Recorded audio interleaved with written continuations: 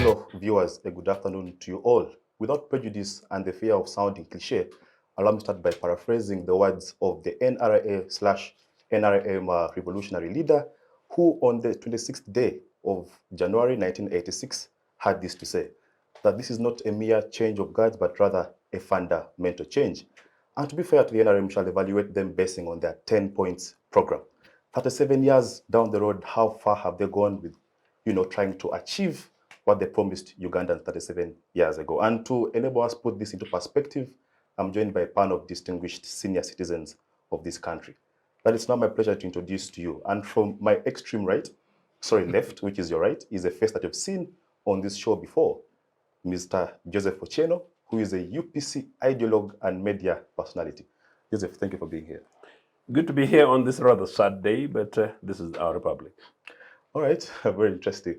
Next to myself is retired Captain Francis Babu, who is an NRM historical or veteran, depending on your choice of diction. Captain. Yeah, I'm not historical, but I always remember. It was conscripted.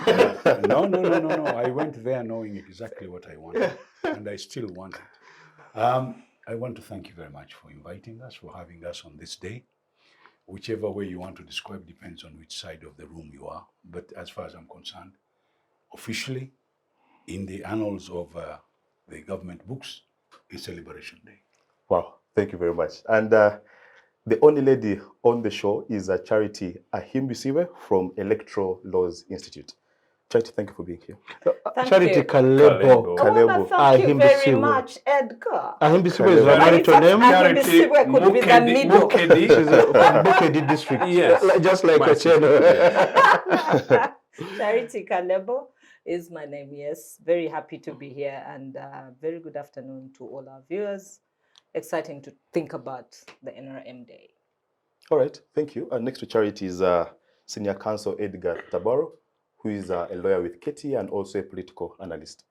But also, you know that you have some special roles with South Sudan. Also. No, Khartoum.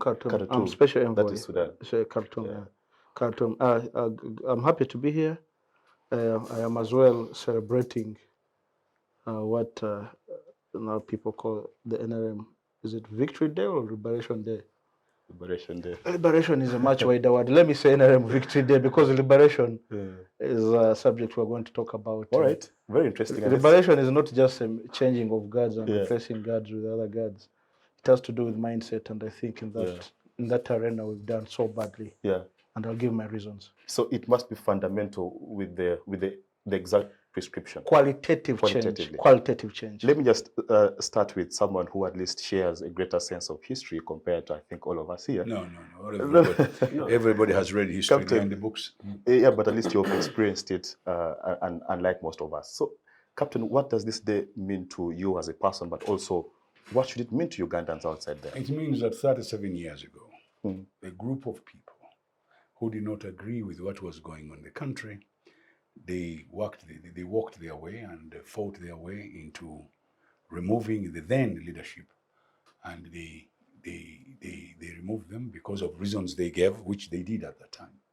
And then on the 26th of January, it was actually 25th, but 26th of January, they got into power, and that's where you describe the word fundamental change. Basically, that was it. But it is not the first time we had deliberations. We had some. At 62, when we got independence, it was liberating us from the colonial rule. 66, there was a war between different political factions. And 1970, there was the military government, and they also called it liberation, by the way. And in 1979, 80, we got the liberation again. 11th April. Yes. And that's another liberation. And then, of course, there's this one that came in 1986.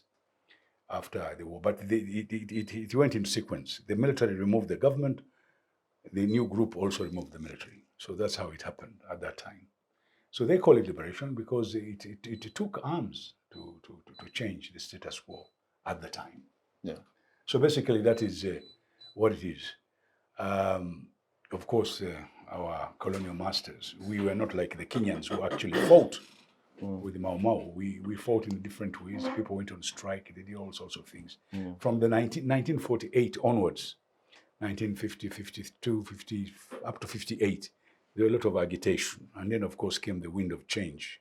African countries becoming independent. And therefore, we happened to have fallen into the line of getting independence. There was a lot of, between 1950 and 1962, there was a lot of interesting dynamics, political dynamics. It was not arms, but of course a few people did demonstrate. And there was even the demonstration on two things, two areas, land and commerce. That's starting from 1928, actually. People wanted the land which had been given out in 1900 and so on and so forth. A lot of pull and push on that one.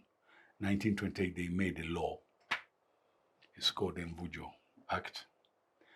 And on, they were never satisfied. It came on and on. But basically what it was, the most of the land in the whole of Uganda belonged to the clans, the clan leaders. So everybody was free to live on that land. But when the British came bringing their system, they created a freehold and a leasehold. And so, of course, in Buganda, they named it Mairo, but basically it is freehold. And that was the agitation, that started the agitation. But most of the things in Africa, most of the agitation came because of land. A lot of fighting and so on and so forth. So basically, that's the history, quickly, in a nutshell. There are many other things you can talk about, which are, in my view is that those are simple symptoms of the bigger thing, of the British, because of the wind change in 1947, 1957 in Ghana, the African countries starting on 1959, 60, 61 and onwards, they gave each country its independence. Nyerere had said, why do we have independence? Why don't we all have independence at a go, Uganda, Kenya and Tanzania, and have a federal state? That, by the way, is one of the biggest problems we could never answer, but it causes us a lot of problems. I wished the people had accepted the federal system at that time. Had they accepted the federal system, it would have gone all the way down to the village. But unfortunately, they never did. And that, of course, caused us problems. We had divide and rule. Parties started splitting. UNC, DP, and so on and so forth were based on religion, most of them. And of course, they divided as they went along. You get UPC, you get Triple P, and many others around that area, the 1950s onwards. 1961, 62, as far as I'm concerned, that was a liberate. We were being liberated from the colonial rule. So the British went, our flag went up, went down, but they stayed under the ground. We stayed here with the Governor General. We wanted to follow other people, so we elected one of our people to become the president. The feudal rulers were there, so one of them was elected as the head of state. And one of the actors said, when I saw the Kabaka take oath, I knew my problems were over. But anyway, those went on. I will not go deep into that. It's a little bit wider. But then started.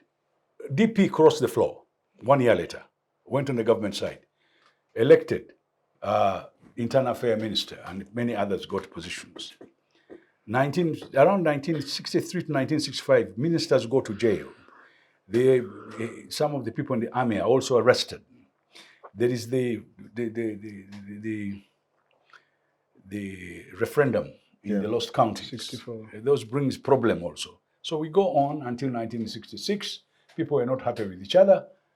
The kingdom is removed. In fact, if you look at Uganda, there was a very nice picture where all the bodies were piled in the grounds of the palace. And then the king goes to, I think, Rwanda someplace. Burundi. Ends up to be in Britain. And we continue. 1967, Republican Constitution is introduced. No elections took place. So that went on up to 1969. The then Prime Minister is shot at, a bit of a problem here and there. 1970, government is overthrown. 771, military government takes over. Our Prime Minister was in Singapore, and the Prime Minister of Britain asked him, are you still the President of Uganda? That goes on, and we come up to 19 79. 79, not tough character. They did a special group, Kosikia Malum, and many other small groups joined, started fighting, eventually removed the government, and there was a transitional government there. So fast forward to 1986. No, there was a government, there was elections, which reportedly were put there. Of course, like I keep on saying, the Ugandans are in a hurry to do things that don't work. Okay. So we went for an election. We were still in jittery with the vestiges of the past. Yeah. So terrible time to have. So we have a problem. Groups don't agree. Then there's a fight starts. They go to the bush. They do all sorts of things.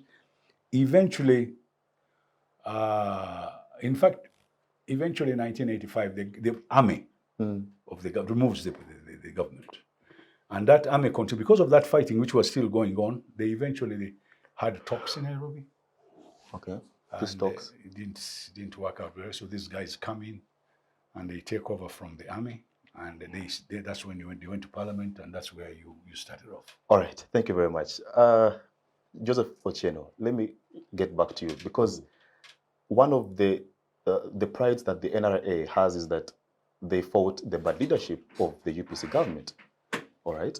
The bad leadership of the UPC government, because you are part of the group that the NRA was trying to say that these guys need to be out of government. He was a student at university. Okay. Yeah, but if I may ask, just a quick one. Sorry for interrupting. It's okay. What are the reasons the NRM gave for going to the bush? I think taking over state Captain has power? mentioned some of them. They being, I would wish to be reminded. Sectarianism of the previous, governments and corruption and bad governance generally. And the UPC was part of that. No, it was UPC and DP. And Don't DP. be unfair to Okay. UPC. All right. Because DP crossed the floor and they joined UPC. Okay. But I want us to hear from... I think the stage has been set. and we have to be very fair in analysis. The reasons being sectarianism, bad governance, corruption, democracy, constitutionalism, rule of law. And that you will give me as much time and space, but I'll be slightly brief. Yeah. First of all, the 1986 thing was not a liberation. A liberation, by definition, is something slightly much more detailed. Even if you Google it, it will tell you that it's about setting somebody free from oppression, from slavery, or from prison, something along those lines. And what I ask Museveni and his team after 37 years is to tell people like you and our beautiful camera lady here, what they liberated Ugandans from, whom they liberated, unless it was NRA liberating itself. So to that effect, it was not a liberation. And I suggest this program, particularly as a Civic Space TV, to remove that word liberation from this program, but I don't think that's where we're going to go. So it wasn't a liberation, number one. Number two, Edgar is very generous to me that some of the reasons NRA gave were to the effect that these guys had lost elections in 1980, So Museveni, instead of doing what Chagulanyi is doing, went and gathered people and took them to Luweero bushes. Between Luweero and Kampala, including throwing bombs and stones in Kampala streets, was amongst the extremes what these guys did. They didn't go to court. They didn't go to court of public opinion. The nearest they went was through William Pike to go and head and blackmail Uganda and Uganda's image abroad. But the South magazine. that as it may, it is true that also what Captain Babu was talking about 1985, it was not an army mutiny or anything like that. 1985 was a deal between Museveni, NRA, DP, and some section of the clerics, with a few people in the UPC who thought that it was an opportunity for them to push the government, the elected government, 6 months to elections, by the way, push them away and then able to create some kind of mini arrangement. That arrangement didn't work, and in part is what Captain Babu says, that these guys tried to have peace talks in Nairobi. And of course, Museveni outsmarted those guys in Nairobi the way he has outsmarted DP since then. What saddens me, though, was that amongst the reasons Museveni gave was that the 1980 general elections had been rigged. Museveni himself stormed into Kampala on this day, 37 years ago, without the mandate of this country. He has never been elected since, so I call him a squatter in State House. Museveni tried, after UPC tried to challenge him, and we successfully did so in 2004 when we won the right to return to multipartyism. So from 2005, Museveni had an opportunity to conduct a free and fair, open, multi-party democratic elections. He hasn't.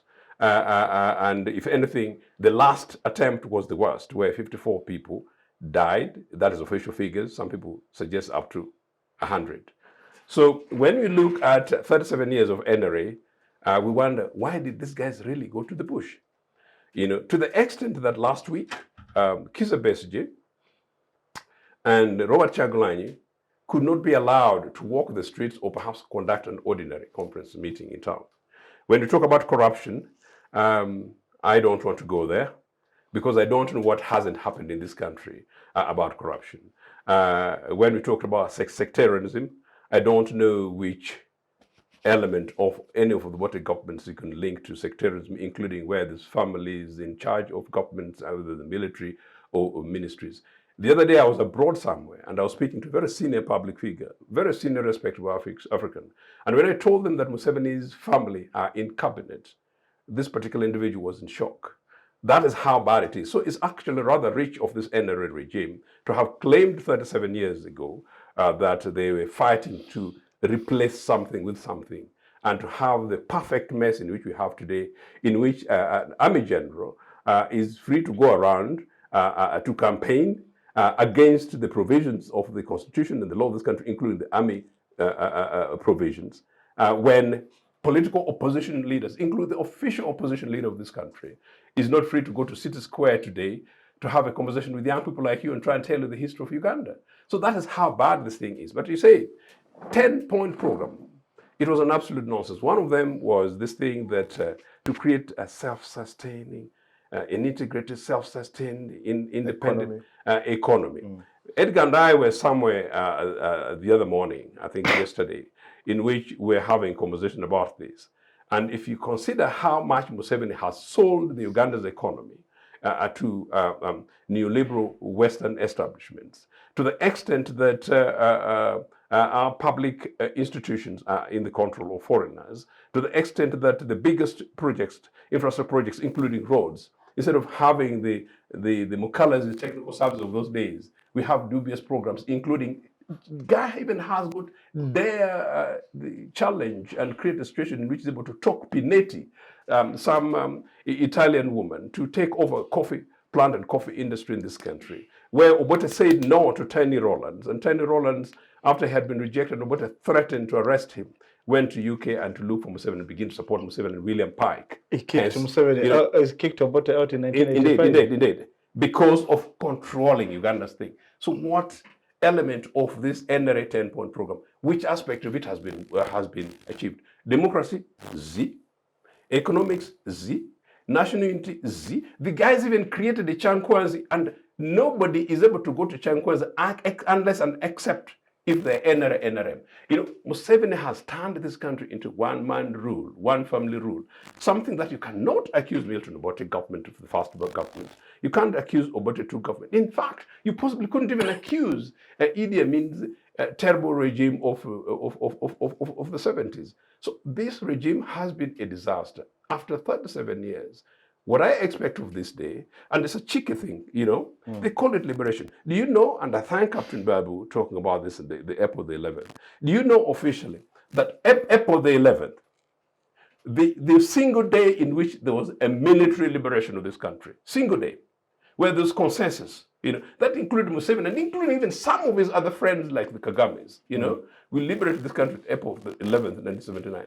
It's now no longer marked.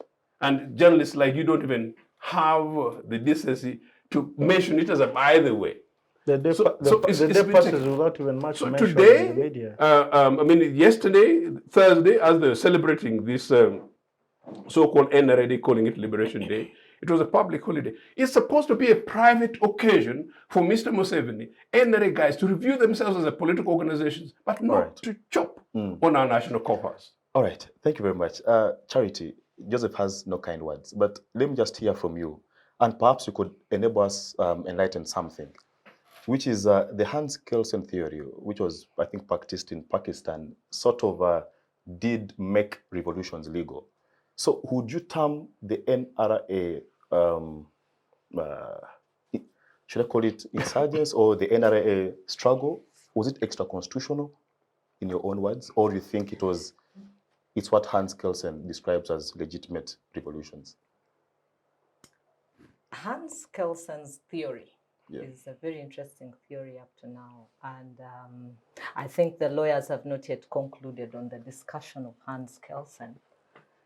Because if you look at Matov, expert and the issues that emerged therein, they exist today. And so if they still exist, does that theory then work for Uganda or it doesn't work for Uganda? And do we conclude it was a revolution or it wasn't a revolution? Maybe it is a long story or a long haul for us to think about it as a revolution. But at the start of this program, you said we were going to review the NRM based on the 10-point programs that they came flagging at us. And today they've spent the day saying it was actually a fundamental change and it wasn't a mere change of guards. I hope that at the end of the discussion today, we'll be able to deeply reflect on 2 or 3 things. Where were we at? And where are we at? And where do we hope to be in the next 20 or 30 years from now? Shouldn't the discussion rather be where should we have been by now? Yeah, That's that's what she said. That would have been beautiful, but because we will assess it on where are we at. As a reality, yes. And I want to see it from the president's own eyes. So was it a revolution when he came? For him, he says it was. And he says, yeah, 100% it was a revolution. So they asked him. The New Vision went to meet him 2 days before. Because they overthrew a legal framework. A legal government. I think when he refers to revolution, he's not really talking about the legal principle. He's talking about the masses rising and to reject the aristocracy. Which 27 years, Museveni has not shown us which masses rose. I don't know who in Luweero rose. They will put up their hands one of these days. Museveni needs to walk there and meet them. I don't know which masses walked from Barara as masses to meet Museveni in Luweero. They are yet to show us that. And then a quick one. I don't know how many generals come from Luweero. I don't know how many generals are from Kabamba. That is just food for thought. Fair enough. Yes, Charity. Yeah, but I want us to broadly think about it from the generation that then comes after Joseph. And those are the 76% of Ugandans. They have read history. They have the books. They understand these things. They have internalized it? Maybe not internalized it. Maybe they haven't internalized it. Tabaro, please don't interject. Don't interject. Let's first move with them the way they are. But they also are living today's life. And I'm sure that Edgar has lived most of his life in President Museveni's rule. And I said we have to think about where did we come from, where are we at, and where would we be possibly in 20 years. Where did we come from? We were told in the books of history there's a lot of turmoil. And Captain Francis Babu has highlighted this. We're 1962, the change of guards, now pigeonhole constitution, now we've left it, republic constitution, where have left that one? Now land belongs to the government and to the people, and the government will decide where the land is and who does what with it. Amin takes over with his reforms. So he's dropped. Then we come into a period that is almost, there's no one ruling. We have Lule, he's a weak leader, and then before long, 1980 elections. 1980 elections, we are disgruntled. I am told that's what history has now. It's what it has presented to the young people. It has presented a story. 1980 was not a credible election, and so the election left people disgruntled. But who has propagated that narrative? And I think we have not sat down to think deeply why that narrative was propagated. And it's a thing we need to dig deep into, because a country cannot be without a history. Yeah. And for you to forge a way forward, you need to start somewhere. So fast forward to the president. So New Vision goes and meets him and says, okay, you came with 10-point program. And you told us in a 10-point program, do you remember it? He says, you know, I don't have it here now on paper. And if you read the interview, this is what he said. I don't have it here now on paper. And maybe I don't remember everything, but I'll say what I remember. One of the things there was democracy. And we've done so well. These days, everybody speaks. Elections happen on time. Every 5 years, you have elections. Don't we speak? Edgar, I think after you've spoken, you walk out asking yourself, am I safe? And you don't know how many people they send you into your household to say, give up, don't go back, don't even try to speak. But I want to encourage Ugandans actually to keep speaking. Don't give up. Keep speaking, because when you speak, we think about these things and we're able to reflect better. Yeah. So he says, for democracy, the shortfall, he says, is the quality of elections. And I agree with him. The quality of elections is so gwash in Uganda. We almost don't have an election. What we have is the army taking over, pushing. Yes, people dying. I mean, it's a battlefield. Yes, please. That's the truth. With armored vehicles on the streets. If you look at the election that happened in Kenya vis-a-vis our election, you ask yourself, you are being unfair to us. Did we have an election? Why are you setting the standards too high? And it's him himself who has said, yes, look, the problem now is the players. They bring bribery on board, the players. And this was the president's interview. Yeah. What I am happy about is that he was able to recognize that the quality is lacking. All right, just on the point of democracy, Senior Counsel, I want to bring you right there. Point number one, and perhaps I think it's because of how important it is, the aspect of democracy. And the NRM could say they have something to brag about. I mean, they ushered in the multi-party dispensation and things like that. No, they did not. Oh, yes. No. UPC defeated them in court. So NRM did not do it. All right, fair enough. But Senior Counsel, NRM brought the land back to the people. Let's not say everything is bad about them. We're talking about election. We can discuss land. Just point number one, Senior Counsel, democracy. I thought I had the floor. You have the floor, but even before I could take over the floor. You know, I'd like to draw parallels. Rather unfairly to ourselves, you'll agree with me later, with Botswana. Oh. Seretse Khama. Okay. A visionary leader. He set out to transform Botswana. When he took over power, the reins of power in 1966, his Botswana, but that was Bechuana land. Yeah, Bechuana People's Party, later the Bechuanaland Democratic Party, PDP. They took over power in 1966. At the time they took over power, Botswana had only 12 kilometers of bitumen road. Botswana had just a dozen university graduates. Over 95% of the population lived in rural areas. By the time he passed on in 1980, Botswana had transformed not only from an LDC, but to a higher middle income country. How did he do it? Started with, and they had very similar problems like we did. It's a vast territory, much of it arid, the Kalahari Desert in this area. Water is sacred in Botswana. The reason why their currency is named Pula, meaning rain. When rain falls in that country, it is such a God-given gift that they thank the gods for it. So he undertook massive investments in agriculture.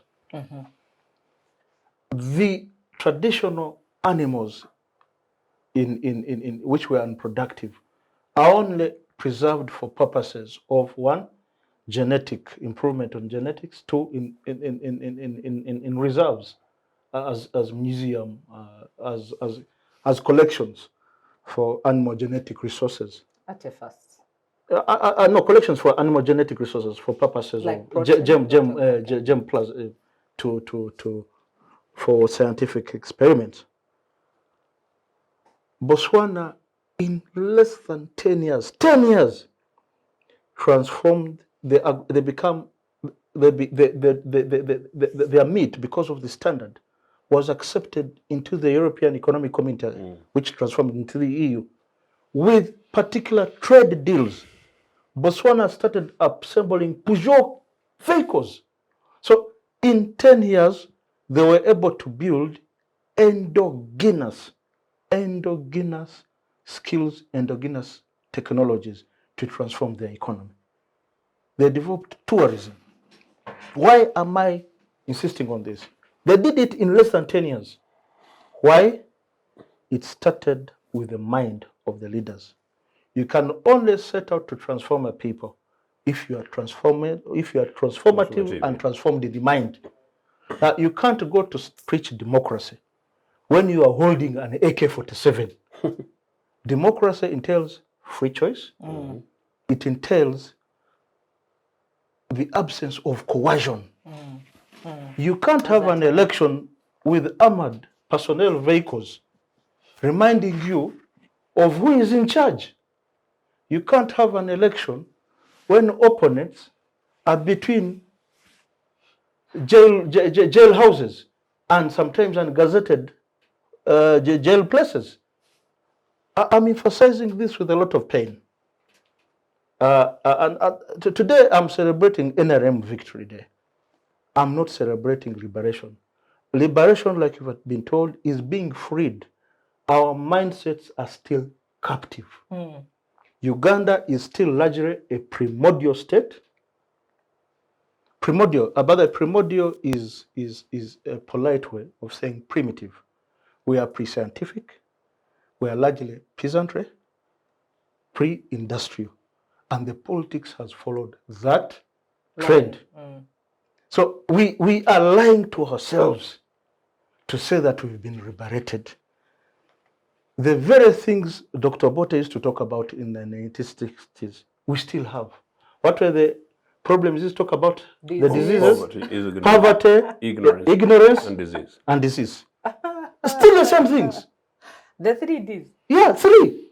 We are still, you see, we've covered a lot of time. There's chronology, there's a lot of time, passage of time. But we are like persons who have put in a lot of effort. You are running so fast, but you're on a treadmill. You're not making any progress. Movement, speed, velocity, you know. You're not moving from a position to another. You're still in the same position. So you can only talk democracy if you're a Democrat yourself. So and let us not delude ourselves. Can we say it is work in progress, at least? Or yeah, but you see... After 37 years, by force? And that is the question. That's the question. After 37 years, there are many things that we ought to have done. And we as a citizenry, and I'm really addressing myself to the elites, because earlier on, you wanted to draw parallels with Kenya. And I said, man, we're being unfair to ourselves. What is the level of civic competence of our elite? As we talk of now, we are all working. You told me you've been working with Civic. I believe you've been serving with NSSF. Can I just allow me very quickly to interject on your behalf? There's something very interesting that Edgar is pushing. Yeah, just 1 minute. Something that sometimes I miss myself. Edgar is actually saying that possibly today we should stop talking about my emphasis on Museveni, which I must. But Edgar is also saying that we should stop talking about many of the others. Edgar is actually challenging the critical elite, yeah. the critical masses and the critical elite. That is extremely important. And if you compare with Kenya, me, I'll go sink.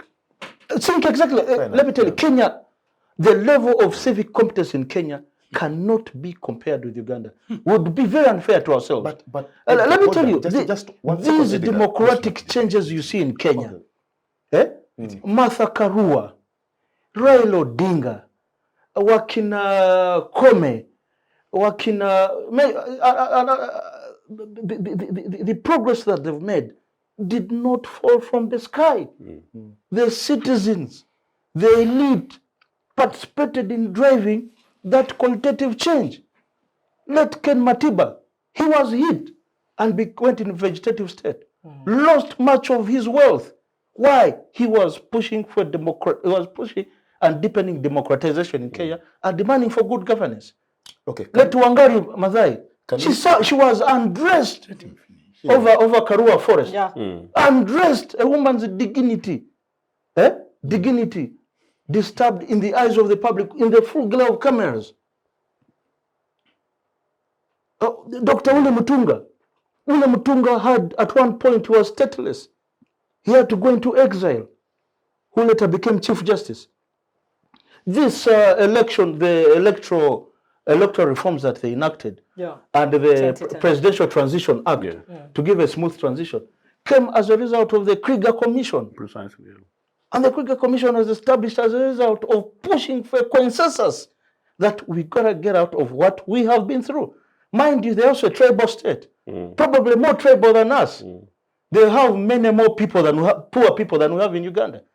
But the democratization process there was driven by the elite. Now, in the Ugandan elite here, and they still do. you drive on, we don't even longer call them potholed roads, gullied roads. I replace my shock absorbers every other time, and they don't come that cheap. It's business as usual.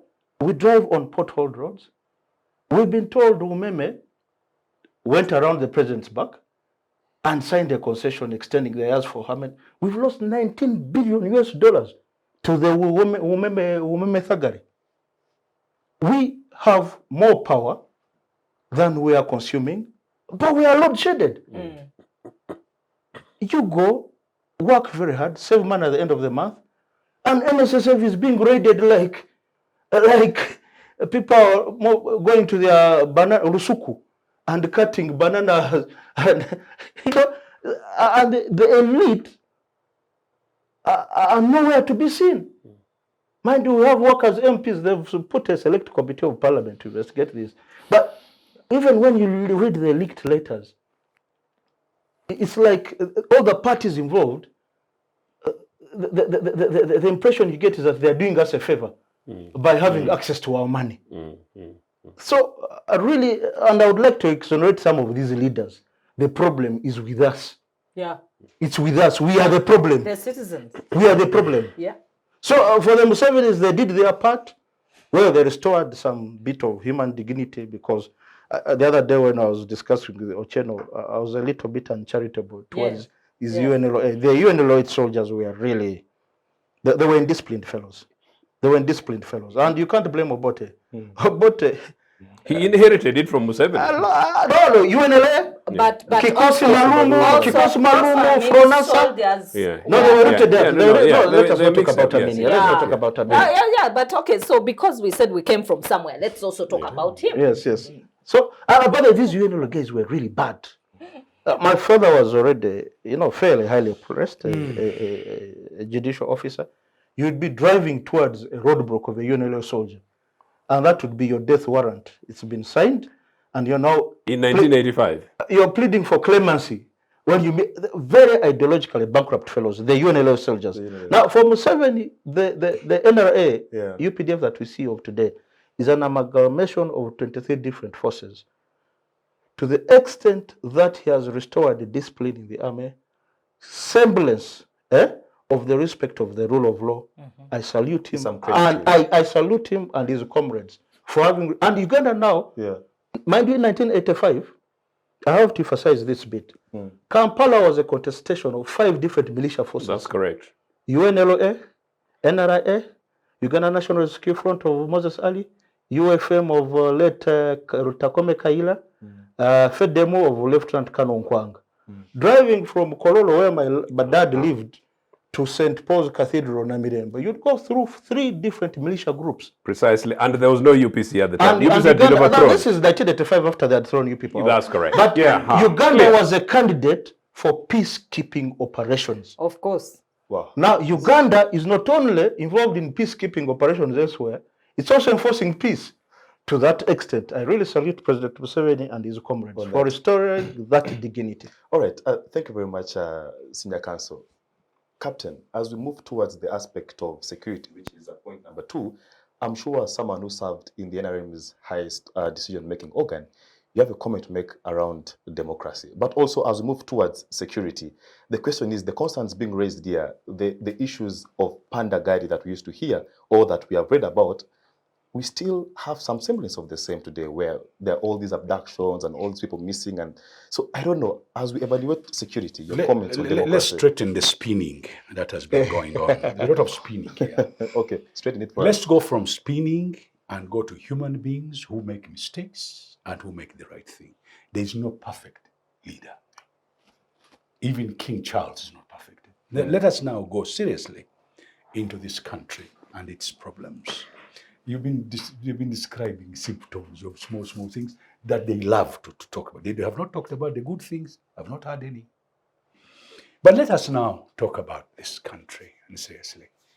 I'll go back to a gentleman called Olusegun Obasanjo. In fact, I was looking for him here. I was in Nigeria then. I worked for Nigeria. And General Olusegun Obasanjo took over from a man called Murtala Muhammad, who had been assassinated by he became president. And up to 79, he was president of Nigeria. And they agreed they would go back to civilian rule. And he was handing over power to Olusegun Obasanjo was handing over power to Shehu Shagari. And he said this: the elite like to stir problems. They stir the ordinary people. They tell them all sorts of things. And when the problems have fermented, they jump on the aeroplanes and they go where they have kept their loot. What? Yeah. The elites are not Africans. They talk like Muzungus. Everything, Muzungu, utopia and all, and so forth. We've got to look at our own people. And I'd like to thank my friend here who brought Serese Khama. King Serese Khama, to make it more clear, the biggest tribe in Botswana. And therefore, he wielded leadership as a king and the political leadership as of the country. He was able to mobilize the majority to do what he wanted. Therefore, that comparison is good. Unfortunately, it does not apply to this country. It was easier for him to mobilize his own people who believed in him to do what he wanted within 10 years. And not only that, he was married to an English lady. Therefore, the British also supported him. Now, we should be very careful. They imprisoned him first, but well. It doesn't matter.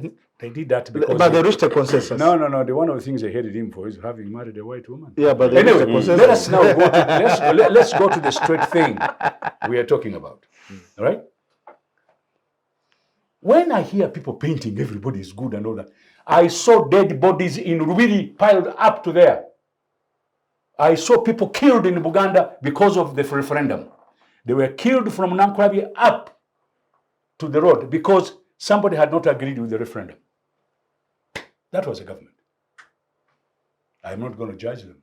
They must have had very good intelligence and reason why they should suppress that uprising. Yeah. Now, that is 1966. Before that, ministers had gone to jail. The army had gone on mutiny in the whole of East Africa. The King African Rifles, blah, blah, blah, blah, blah. Tanzania sacked everybody, started a new army. Kenya brought Europeans from Europe, from England to run the army. Uganda promoted the ones who had done that problem and made them colonels and so on and so forth. There is a gold scandal here. You talk about corruption. People, they should, if you want to spin, let's spin the correct things. The gold scandal. A guy called Ochieno stood in parliament and told everybody. And actually, yes, there was a gold scandal. There are things that happened. Let us not run away from the truth. The truth shall set us free. I'm not saying there's a perfect government. There isn't any. By the way, I'm the first one to admit there are mistakes that people make. And make them because of certain reasons. So we go on, after I've given you Serese Khama, my friend, who I have a lot of respect for, because I really followed him. Don't forget, I am of mixed blood. Therefore, his children are mixed blood, and therefore, I've got an interest. This would go in that direction. So, when we talk about these, we should never, even if it is my government or the other person's government, we should give them credit where the credit is due. But the mistake of making Sir Edward Mutesa a president of this country was wrong. You like it or you don't like it. It is a fact. We shouldn't have got royalty into government. Are you with me? Yes. And that historical problem still exists. Let's go also back. The 21 candidates of Kabaka coming from being elected in a different parliament and given to the central parliament. Indirect election. What direct elections in other? Then you want to make a constitution. You make a constitution. We have federal, semi-federal, unitary in one constitution. How can you have 3 models in one constitution and you sit there and you call yourself a leader? That's the Lancaster Conference. Second point, all those parties were not meant to get our different groups that had signed the agreement with the Europeans. They were all meant to be unitary. We're Uganda. Yeah. Take it or leave it. That's where the problem started. Britain had signed agreement with the different groups. They should have brought them on board. But the British were very unhappy because when they told the Kabaka of Buganda that we should have a federal system for East Africa, they were very, the kingdom said, no, but these people are going to take us home. They exiled him. Okay? Yes. That's where the problem started. And we are now, the people, these parties you see, they're all based on religion. All of them. Even your own NRM? We have a choice. You don't know that. He said it today. The president said it today. Listen, there is sectarianism everywhere. Sectarianism is in our DNA. We are not leaders. We are jokers in this particular case of sectarianism. Now, going from there, what you've been hearing from here, these are symptoms. Symptoms that come because of one problem or the other. But when you talk about a sitting government, they have intelligence. Yeah. They have specialized people. Then their interests. The interests come. For example, you told me the young lady is in the Electoral Law Institute. Yes. Yeah. When there is competition in an election, certain traits come out. Friction. The traits, if not controlled with culture, they actually come out. One of the traits is to hate your opponent. Second trait is to malign him. Hate speech. Third thing is to use money to defeat him. The other one, if you have power, is to imprison him. Coercion. So these are traits of competition. Why? Because we don't know how to use multi-parties. We have never, from independence up to now, we have failed to use multi-parties. We have used them to fight each other. Correct. Yeah. Could you qualify that error? Captain Babu is really agreeing with me that we have not transformed in our mind. We are still primordial. Yeah. What I wanted to say, which he is right about, is that we don't have levels of tolerance. We have a lot of intolerance. And that is being driven by that whole historical perspective, which we see emerge even now. Not UPC though, but anyway, carry on. It's not a problem that is going to be resolved by saying these ones are right, these ones are wrong, these ones. It's not going to be resolved like that. Yeah. And when we asked for a national dialogue, what did the NRM do? They stamped that under the table and they kicked it away. But we still insist, and I still insist, a national dialogue, even now, is needed because the only way to resolve our historical problems is by reflecting about them, talking about them genuinely. Yeah. So I can never refuse a solution. Captain, can you take some comments from? Yeah, please. But she's talking of dialogue. Dialogue for the purpose, for just the sake of it. Dialogue for what purpose? Dialogue for a purpose of finding solutions for ourselves, because we seem to be hitting a stalemate. What she's where saying, we are. What she's saying, let's bring all the elites. Yes. So they can speak English. No, Oxford English, London. Not only the elites. The elite are the problem in this country. No way. Yes. Okay. No, but I think, let me just put a right Charity, and I'm sorry if I sound. No, you'll be. Yeah, it's okay. You see, I try as much as possible not to interrupt Captain because Captain, he's a father figure to me. But these ones, I can interject. I can bulldoze. also. So Go ahead. I think dialogue. I've heard of this. It's now become a mantra. Yes. Being pontificated by you people in the civil society. Civil society. Yes. Dialogue. We should not dialogue for the sake of dialoguing, and for purposes of accounting for funds from deepening this, deepening democracy, deepening governance, deepening it should be for a purpose, building national consensus. Which I agree.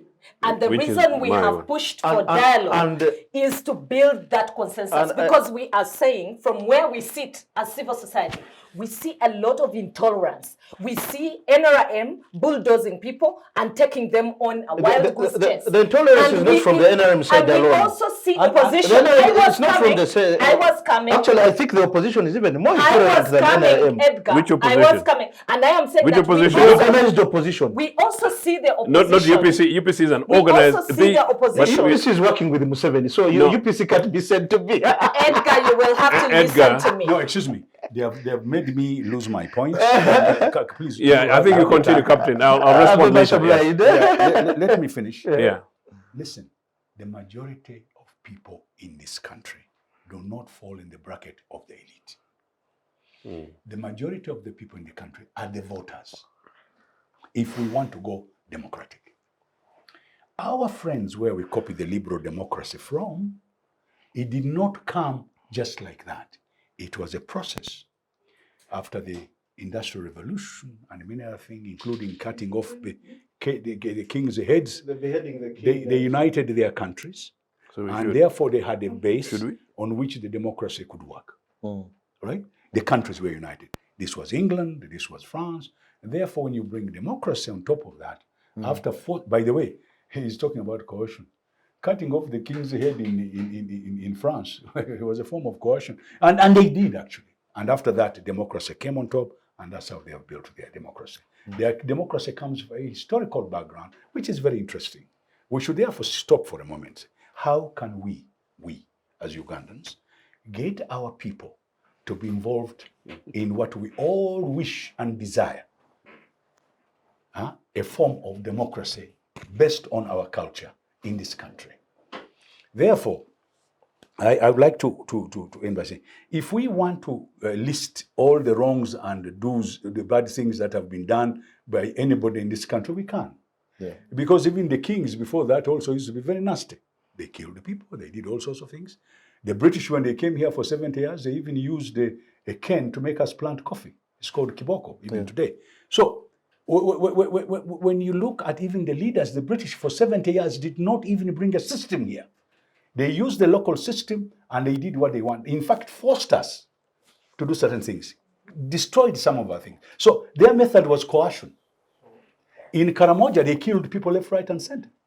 So when we got independence, we inherited certain things. We inherited the army, we inherited the police, we inherited all sorts of things. And some of our actions between 1962 to 1980 involved all those actors. Wrongly or rightly, they involved. Even the courts of law were involved. So what I'm trying to say is, what is the way forward? And I think that is your question. I think we shall get to the way forward much more later. But Joseph, I want to bring you in. And the question is, I want to pick up from what Charity said, the aspect of national dialogue. Is that an indictment on platforms like, for example, the Parliament of Uganda, like the Inter-Party Organization, IPOD? Aren't these platforms to offer a national dialogue, sort of? I don't know, or there's another understanding of it? Uganda's National Assembly is the NRC, which is the political organ of the NRM. NRC? And the National Resistance Council, effectively. And so if the NRA that we're assessing at 37 years yesterday on the 26th is such a disaster, then you don't really want to say anything else. But to contextualize Charity's point, when we defeated the NRA to return multipartism in 2004-2005, and when I returned from exile, I tabled formally on behalf of Uganda People's Congress with the authority of Milton Obote that we wanted to have a national truth and Reconciliation Commission. I know my brother Lara later recalled this 10 years later and seems to have got slightly much more traction. But I'm saying so for a reason. It was very deliberate. I believed that the National Truth and Reconciliation Commission would help to contextualize some of the issues being raised, including by Captain Babu. We would have a conversation in which we say, how far back do we go to begin to have a conversation about genuine truth, telling, healing, reconciling, and coming to terms with our reality, and then determining to resolve, in part, what my sister is talking about in terms of national conference, to determine which way forward to go. In my opinion, we can take it back to 1962 at independence, or we can choose to take it back to 1888, or take it back to 1892, when the Catholics and the Protestants in Buganda fought for the kingdom. That led to the Anglo-Catholic conflicts that led to later, in direction of DP becoming a political party in 1954, to counter UPC. A UPC, to clarify, as Uganda National Congress, is neither a religious nor a tribal political party. Uganda National Congress was founded as the Africans' voices against colonial exploitation at the time, the British government at the time, predominantly in Buganda, by the way, led by Buganda initially by Ignatius Musazi, to push for the fair wages of Africans, rise to employment, access to markets, decent terms and conditions. That is how Uganda National Congress started and formed into a political party in 1952, because it was predominantly led by Protestants who had been generally privileged, in part to what we are talking about, the religious conflicts of the 1892 between Catholics and Protestants. The Catholic establishment, because the Catholics are majority in Buganda and they're marginalized by the establishment, meaning the kingdom and the Protestant establishment, they chose to find an alternative voice as a political party to found the DP. So DP, yes, generally you would relate it and call it a Catholic political party, but not UPC. But that said, and regardless, going forward, at independence, I just want to suggest that I'm less pessimistic, because I'm completely convinced that the independence experiment worked. What the UPC government did between 1962 and 1971, link it to Botswana, a charity, we invested in education, 2 schools that in which you benefit, including Nabisonsa, constructed them massively across the country within 8 years, constructed health facilities within 8 years, opened up infrastructure, including roads taken to your other relatives up to and including towards the Katuna border. Extended rail services from Soroti across to Lira, Gulu, Pakwach, including building the rail bridge, which the other day I went to West Nile and is sinking under 37 years of NRA. So it is actually possible for us Africans to do this thing. Now, number 2, competitive multi-party elections, in my opinion, is the way forward. Yes, it's the British construct. And I know Captain Babu is referring to this because NRM had struggles with this. Should we go monolithic one party as a solution to some of the challenges we faced before Amin or post-Amin or not? My opinion is that multipartyism in the 60s worked, notwithstanding some of the challenges. We can actually have the contradictions of 1966 and others. We can discuss that going back. 1980, UPC won the elections. Until tomorrow, DP or NRA have never proven that UPC did not win, or indeed they won. So against that background, 4.5 years... UPC won that election. 4.5 years... You had a head start of 18 unopposed MPs. And the election there was indirect. It was a parliamentary system. Yes. Where the majority in parliament would take the day. But the point... they had a head start of 18. The point... And where UPC was... 18 out of... what was the number of the... It was 126. That's what the president said. President Museveni says it was 82. Yeah. Museveni is an old man. He gave a breakdown of the numbers for each political party. And by the UPC... That's at independence. UPC, at independence. Yes. Not in 1980. In the whole of Buganda, it won only 1 seat. Yes. No, 2. We won 2 seats after the by-election. Yeah, after the by-election. There was the first one was Samuel Mugisha. Yes. How about Intege after the the MP for Mitiana, what was the other place called? He later became minister for tourism, and that time used to call tourism and antiquities. Indeed, but just to conclude on this one, let's wrap it up. The early 80s experiment as a multi-party between UPC and DP actually worked. My view is this, that when these NRA guys came, they banned the political parties and they're yet to justify. I wish Museveni was able to justify yesterday why they banned the parties, number one. Number two, they will talk about tribalism and religious differences, all of which is false because I can prove otherwise. Number two, they can talk about the services and the 10-point program, for which actually, as I can tell you, I give them 0. But going forward, I think the suggestions by Charity, political parties and political leaders in this country need to come together. Yeah. The challenge, though, is the leadership of that, and Mr. Museveni will be very happy that I'm actually asking him to lead that process, because at the moment, although the squatter in State House is actually effectively in charge of the Republic of the Uganda, to be able to lead us in a conversation, to begin to say, this is where we're coming from. We don't agree on everything, because I will simply not agree with Museveni that he won in 1980, because that's an impossible truth, you know, because it's a falsehood. You know, where do we take our children and grandchildren going forward? Can we start from that after the break? Something that Captain Babu was referring to, political systems. I don't think really it's whether or not it's pluralist systems, neither here nor there. But Captain Babu, in a different forum, we discussed whether or not we have a consideration for federal as part of the solutions for us to be able to look into. Because of the national question, the identity question, particularly the big thing on the floor is the Buganda question.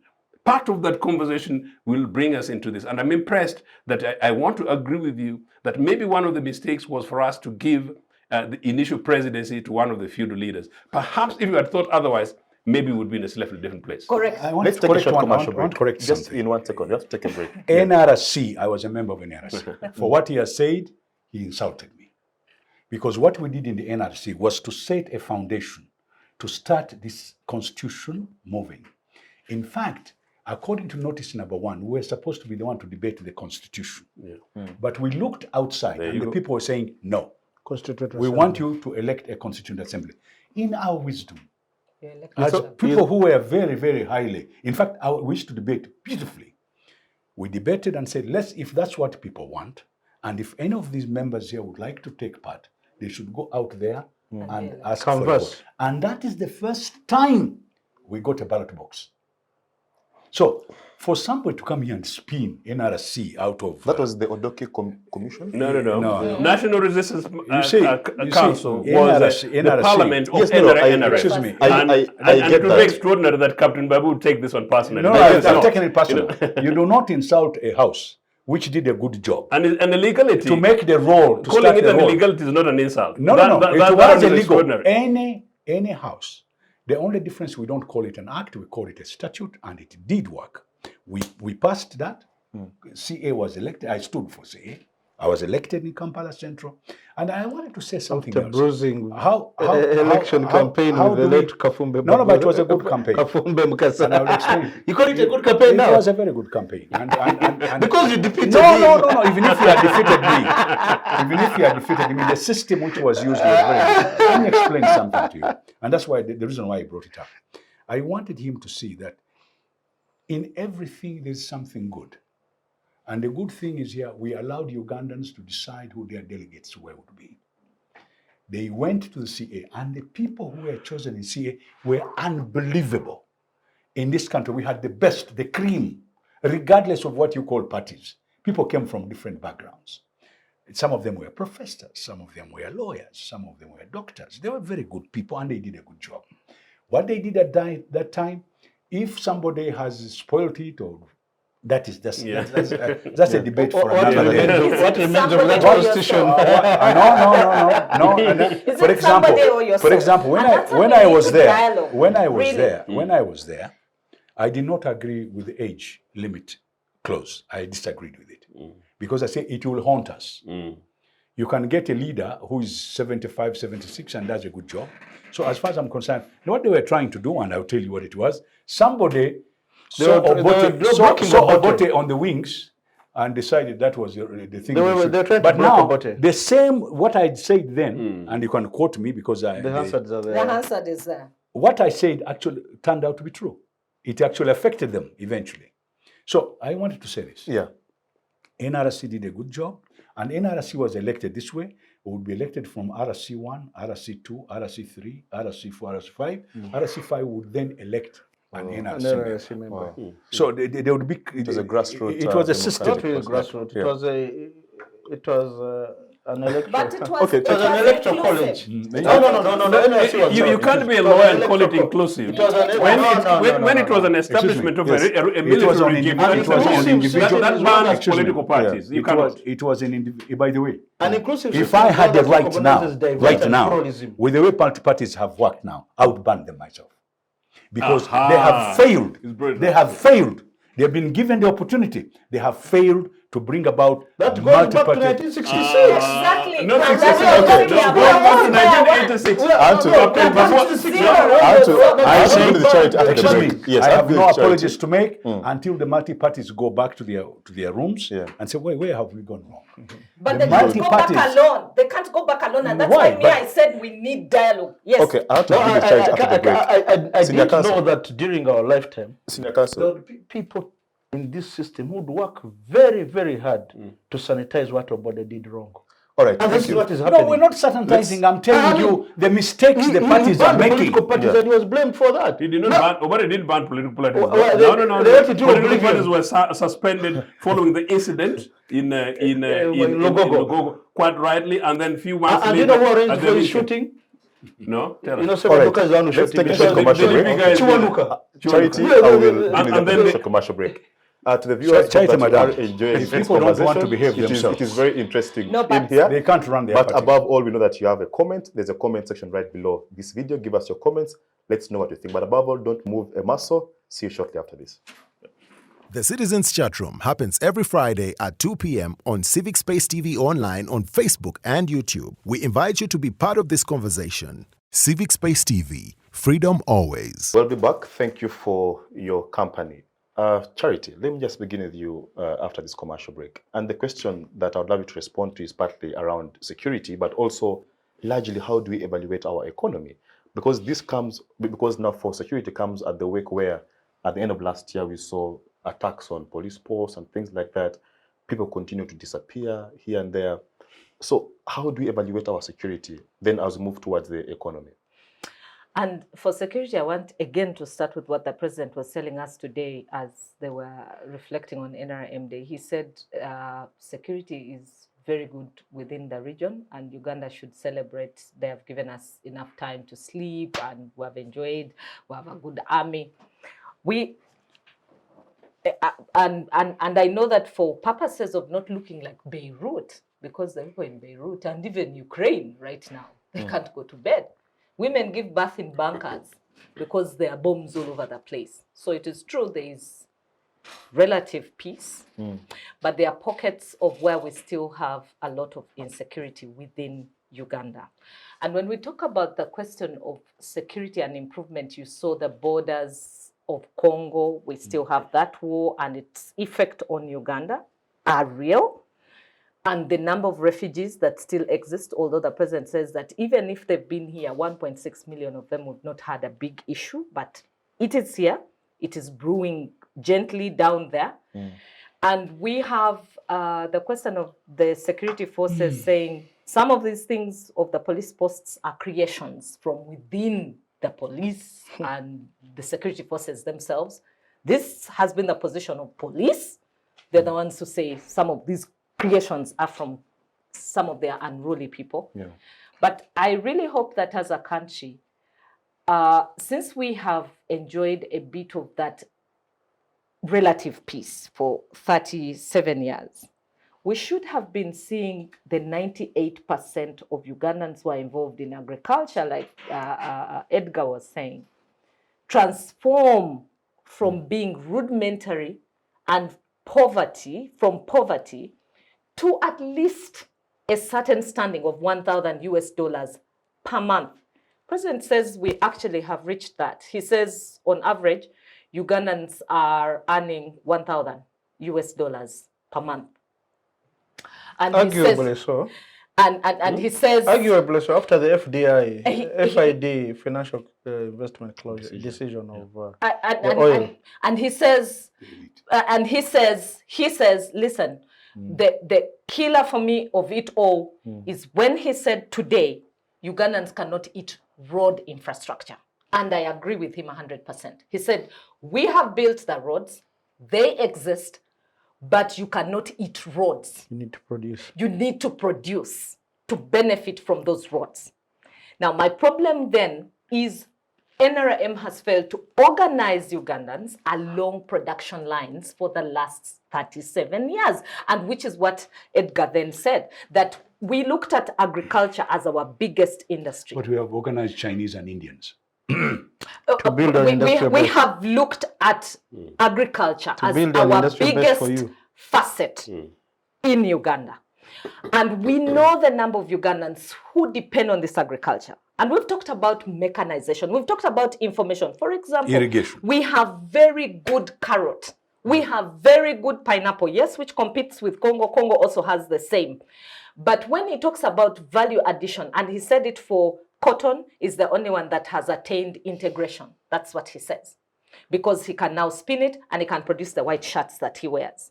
But he said for coffee, he has not attained it, but Ugandans are resisting him with his Vinci coffee. Now, for me, from where I sit as an ordinary Ugandan, and beyond the story of telling us about the elites and our problem as it is, yes, we have a big problem. But as from where I sit, what needed to have happened for the ordinary farmer, you should have helped them with extension services. You should have helped them with silos to secure their produce. And then their cooperative banks, which had existed before, needed to have been rebrought, and they needed to have existed even up to now for us to see the actual change in terms of who is out of that poverty. So for me, giving me this $1,000 per month per average for an ordinary Ugandan, when actually we don't have this money tangibly in our pockets, we are living from hand to mouth. And even the president has recognized it by saying, look, you're not going to eat the roads. And I agree with him. Yeah. We're not going to eat the roads. So fast forward, 37 years, we have failed. We are still eating roads. Help us to organize, to produce food. Yeah. What has been the linkage between, you said, security and economic growth? Yeah. It has been minimal. I hope that because we had relative security by now, we would have grown. The president says, yes, we have reached the middle income threshold. But he says we have to prove it in the next 3 years. That's what World Bank has asked us to do. But when you look at our unemployment levels of 76%, and which we talk about all the time, what is it that we have failed to fix as NRM? We failed to fix corruption. And he knows it. The other day in Kololo, he told the young people, begin to audit who is corrupt, produce them for me, and I will deal with them. They started with the airport. He said, produce the corrupt people, I will deal with them. Audit them, bring them, I'll deal with them. But we have, for 37 years, they have been auditing and bringing these people, and they've eliminated people in communities. They have talked about local councillors, they've talked about sub-county, they've talked about local government people who are corrupt, but the story continues. And now, the best of all, we are at a debt of 80 trillion. Yes, we have the roads. And to bring in senior counsel, and thank you for that. Senior counsel, two issues. One is the aspect of security. It's you earlier on who mentioned that the NRM has done well in terms of professionalizing our UPDF. But he did mention of a controversial incident where a UPDF senior ranking officer is going ahead participating in partisan politics. So has the UPDF failed to reign on its own? That is one. Two, is the aspect of UPDF in parliament. Is it part of the professionalizing it? UPDF, but did we have an army representative during the Obote regime? We did. Obote too. We did have an Obote We have but that does not that still leaves you the opportunity to respond. Is it relevant today? Well, that is the question. I mean, it has a history to it, and bringing the army to... I can tell you why we did it when we were in the CA. The CA. We are convinced that the problems of this country have been security, military. And the main is military. Therefore, they should be represented to air their views in parliament instead of doing it outside. Okay. And they cannot have a union. So the only thing they could do is to It talk. was through inclusion. And sometimes- they should come to talk, not to be listening posts. Yeah, sure. But I really don't want to dwell and put much energy on General Muhoozi. One, he's called the NRM a reactionary party. No, did you hear what the general said when they asked him whether he was still in? He said, no, he's no longer in the army. He's an advisor to the president. Please take that question to the president, who is the commander-in-chief of the army. So and then he has called the NRM a reactionary party. I mean, he has reasons for it. He's closest to the police of power than myself. I'm an ordinary Ugandan in Muntu Wawansi. So he's a retired soldier. Well, I mean, he said it's a reactionary party. So, Andrew Mwenda, who is his spokesperson, has said that most of the time he's joking. That the things he posts on Twitter and what have you are jokes. Joking with our national security. So I want to leave it at that. I mean, I believe You mean he's a joker? That's what Andrew Mwenda said. The ones we play in. I mean, that's what Andrew said. So I really. How many jokers are there? No, in 52 I think there are two. Two. So the one who speaks is a joker, and the one who is being spoken for is a joker. I don't know. Quite frankly, I've not interacted very closely with that formation. You're an Ugandan elite. You need to get liberated and be very clear, be very definitive. You know, Kenyan elite are embarrassing. You want me to respond to jokes? No. No, I did train I did train as a comedian, but I mean I can attempt it at this age. But go on with your point. Sorry, just answer the army question. The reason I be bold. Come on, the reason I brought those is to make it a little bit fun. I know. So he's a father figure to me. And Captain Edgar Francis Babu is also a father figure to the person we are talking about. He's a very close friend of his son. No, I used to take biscuits and everything in Kisumu. In Kisumu, yeah. So very close.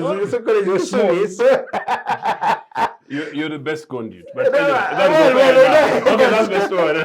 But I think let's go back to the aspect of the economy. And really, I think the NRM has used Uganda as guinea pigs for experimentation of its economic policies.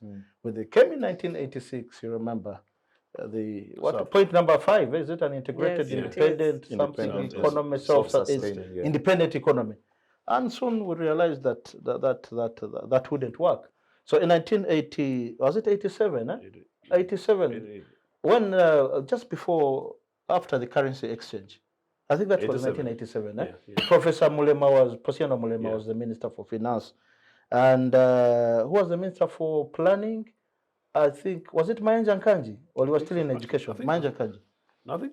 Planning. I think it was Mayanja Nkanji, actually. Yeah, planning. And we did what they call a needs assessment for reviving Uganda's economy. And although they like to pontificate that they're the ones who authored and therefore became the underwriters of Uganda's economic transformation or Uganda's economic recovery, Uganda's economic recovery actually started in 1982 under Dr. Bote. But Bote was Minister for Finance, de jure, Minister of Finance. But Henry Bonima Makmot was the Deputy Minister. Professor Ephraim Kamuntu was Ambassador Extraordinary and Plenipotentiary, seconded to the Minister of Finance. So he was the de facto Minister of Finance. We had the principal economist, at that time, senior principal economist, Emmanuel Mutebile, who drew the blueprint for the economic recovery of Uganda in 1982. At the same time, we had Ambassador Agres Sirioli Award, a Harvard graduate, and had been sent to Washington, D.C. as ambassador, and therefore also accredited. Accreditation is to a country, and was also a permanent representative to the Bretton Woods institutions. We were very lucky that we had the daughter of the ex-Prime Minister of Uganda, late Martin Rother Nsibirwa, who later came to be known as Maria Chwanuka, was one of the desk officers there at the World Bank with who was this lady, Okonjo Ngozi, who later became, I think, managing director of the IMF, but was executive director at the World Bank. So they did some what you'd call re-engineering and came up with rescue packages for Uganda. And that's when we had IFAD. You remember the Kakonde Tea Estates, Bugisu Cooperative Union, West Nile Cooperative Union, Acholi, Sebei Cooperative Union, Banyankore Kweterana, Nyakatonzi, Kigezi, whatever. Your All those South were Bukedi, revived. You know, South Edlo Bukedi, exactly, yeah. and Bugisu. Bogisu. They all, there was some kind of stimuli to revive them. A fund from the International Fund for Agricultural Development. In 1984, Obote enacts the Exploration. 1982 first was the Expropriated Properties Act, which was enacted and was doing retrospective that properties that had been expropriated by the Amini government would revert to their owners, and any transactions that had been done on such land titles would be were nullified in that act. That was an attempt to win back the Indian population, who had been really the crux of Uganda's industrial and trade sectors. At the same time, he appointed an Indian, one of the major financiers of the UPC government, the late Shafiq Karen, who was Minister of State in office of the President, resident in London. He was a founding member of Uganda. Yes, I'm aware he was a founding member of the Uganda Congress, People's Congress. He was resident in London. He was also our accredited High Commissioner to the Court of St. James. So, why am I emphasizing all this? Is that many times, yes, Mutavire was one of the underwriters of economic recovery in Uganda, but many times it's credited to this government. The reason why they didn't go all the way, and I talked to him about it some days ago, that it was the indiscipline and factionalism of the UPC government. And this is what you have to credit Museveni for, that he has had this, he's given leadership, even where factions have been formed. Grip, not leadership, but carry on. Grip or whatever word you choose. Our friends in the UPC were very indisciplined. These fellows used to consume whiskey for refreshments at rallies. You mean and deliver? I have not mentioned names, Captain Babu. You mean Matthews Rose? Yes, and deliver economic miracles. Tell at Uganda Club. So what has the titular totaler, the guy who doesn't drink and only drinks milk, what has he done after 37 years except to sell the Republic of Uganda economy? So the result, the result was reflective of what they were doing for their refreshments.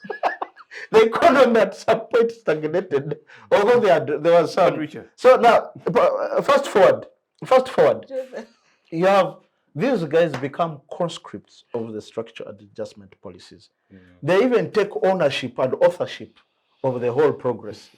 I remember they tried to, there's Joseph Okune. Joseph Okune was Minister for Planning, but he was also the first director of the PAPSCA. Is it Program for Elevation of Poverty, Social Cost of Adjustment? Of the many things NRA had to create and My friend, that's 1991, we started civil service restructuring. Many people were retrenched. Breaking our civil service. Traumatizing.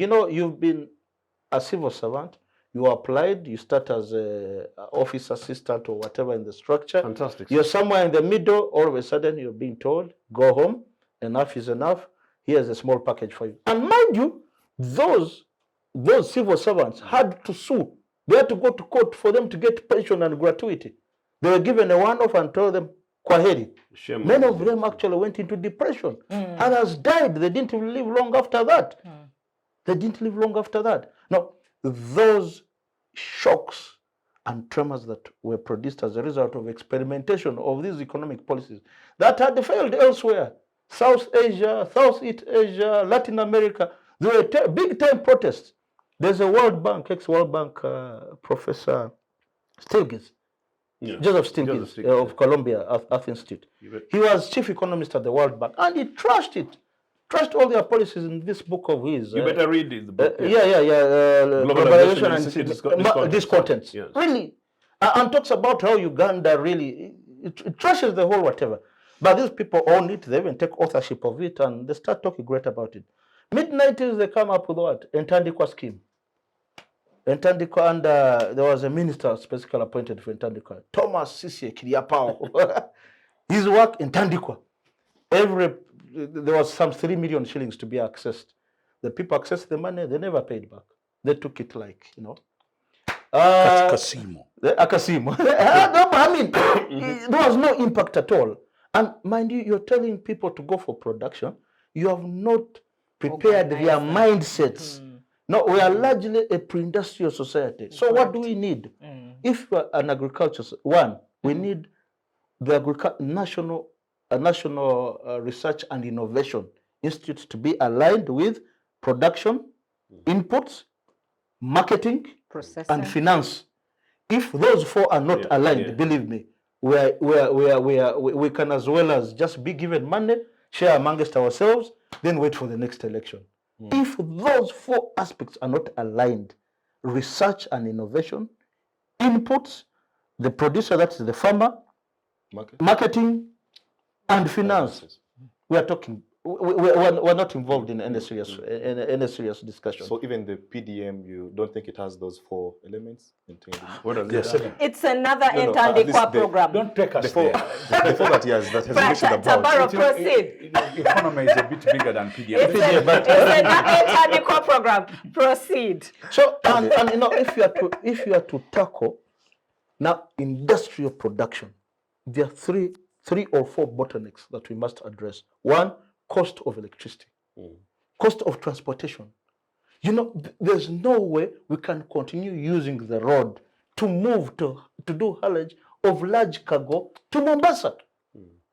It's simply, it's so costly. And that's why countries like Zambia undertook in the early 1970s to do the Tazara Railway. Why? To reduce the cost of transportation. And also Zambia, the cost of electricity is actually very low. Much lower, much lower. So it is usable electricity. So I was coming to that. The cost of electricity, the cost of haulage, and the cost of finance.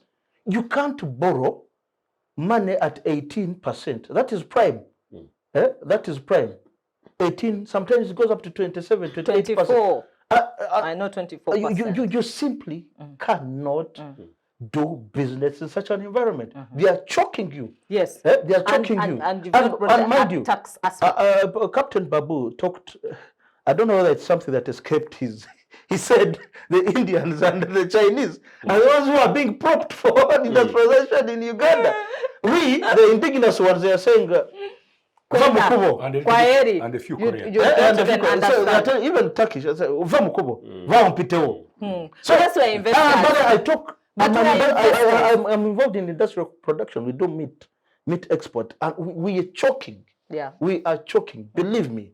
So unless the only way we can engage systematically in transforming those people or transforming these aspects of the economy, we have to start with our own minds. We lack self-belief. We are defeatist. Captain Babu has done much business over the years, in radio, media, and even at his age now, he's still going into other things. He's done real estate. And for him, he's a risk taker. He used to fly Boeings. Yeah. People who fly have a rare. They're at another level of risk. He used to fly over. He told us from an experience how he used to fly over Douala, and you'd meet the snowballs as big as a rock. I had to bring Captain in, but just as you let him finish. Wrap it up. So I wrap it up by saying that really, yes, there's been some economic growth. I mean, at $5 billion in 1986, that was the size of our economy. We're now at it was rebased. We're at 44. But I would like again now to benchmark with Kenya. And just to contextualize Kenya in the last 6 years, under Uhuru Kenyatta, he has grown his economy from $69 billion to $118 billion. Nearly doubled it. The president in his speech said he's seen a lot of dishonesty in Ugandan businessmen. Yeah. And he says that dishonesty is what has worked against the economy and the growth. But is it Ugandan businessmen or even on No. He said Ugandan. He said Ugandan businessmen. I'll tell you. And then he also said he has been trying to have conversations with Kenya over the buffering of their goods. You know, they say Ugandan products cannot come beyond this. He has been having deep conversations with Kenyatta, who seems to be very open. He has not told us about the new president, Ruto, whether he's going to continue with that same... He's one step Ruto is switched on. He does business here. Ahead of the other one. He does business here. He said his only problem now is that the business community has failed to switch to think beyond being dishonest. That's what the president I said. have to agree with you. And before you come in, Captain Babu, Captain Babu will give us a real perspective. I practice law in the commercial court. And, you know, many businesses, commercial court is, you know, about Business. money, business. It's commercial. Commercial. And, you know, you go to talk money. Fellows have borrowed from banks. They've mortgaged their only property or their most valued property. And when they employ people, when they get a loan, they go and employ a sister-in-law, whatever, a mother-in-law. They employ people they can't fire, who are incompetent. Then they run down the businesses. Sometimes they divert the money for the businesses. And when tarmac hits the road, when the rubber hits the tarmac, they come to court with all sorts of applications for orders of injunction, and they start even denying their own wives. They say, no. Yeah, this is not my wife. I have another wife. Therefore, this consent, spousal consent. Spousal consent. No, they take they go in the witness box. But if you want to see what has gone terribly wrong, and I'd like to agree with Captain Babu, with our elite, go and sit one day in a session, in those court sessions, and see what the elite say there. Trash. Actually, after you've studied, if you don't even look at the judgments, just listen to them giving testimony. It's a cultural thing. But Anyway, that's what I'm saying. Transformation starts with the mindset. Senior Counsel, Trash. thank you very much. Thank you. And you made brilliant points. But I have to bring in Captain Babu. Captain, just the economy. Yeah. It's good that they've been talking about the historical perspective of how the economy has been coming up. They even talked about the 10 points. Ugandans are very smart. We have a lot of smart Alex in this country. And they talk a lot of things. Most of them live in the utopian world. But the reality, they even talked about Kenya. Oh, great country. I know Kenya. I worked in Kenya. I worked in East African Airways. I lived there. I know exactly what Kenyans are. So let us be very careful when we make these assessments. I don't agree with all of you about Kenya, but it is your opinion. You are free to do so. There's something that happened in the World Bank and IMF when they go into a country which virtually has gone to a standstill, like Sri Lanka, Uganda at the time when they came in. There's a word used to review the civil service, to review this, to review that. There's one word, I will get it later on. These things you people are talking about, Uganda writing, most of it is from the World Bank and the IMF. And everybody else, because the World Bank is the tool for America and the Europeans to control us, and the IMF. So when Uganda, for example, you can be from Oxford, Harvard, these are big universities, because when they talk Harvard, they think we should all run away. No.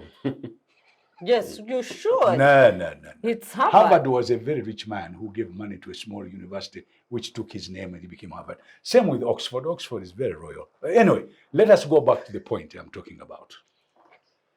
The point I'm talking about is that no matter what paper Mutevere or anybody would write, if the World Bank and IMF did not agree, they threw it out the window and they gave you the template which you should use. Yeah. And most of the things which were done, including, you remember there's something called barter trade?